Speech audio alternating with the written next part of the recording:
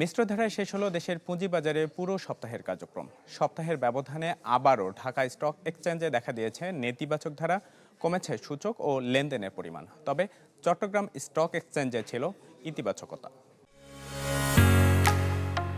ঢালাইয়ের সেরা premier cement.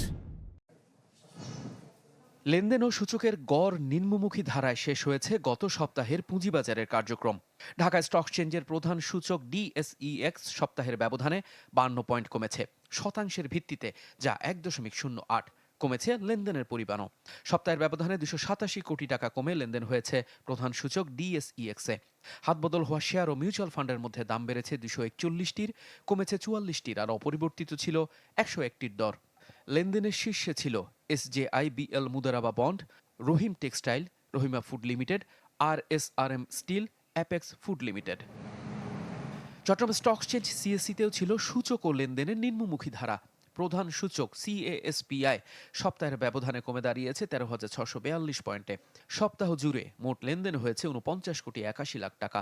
হাতবদল হওয়া শেয়ার ও মিউচুয়াল ফান্ডের মধ্যে দাম বেড়েছে 103টির, কমেছে 128টির, আর অপরিবর্তিত ছিল 24টির দর। লেনদেনের শীর্ষে ছিল reliance one, prime bank first ICB MCL, apex food limited, Rahima food limited, Yakin polymer limited. Desk report, channel 24।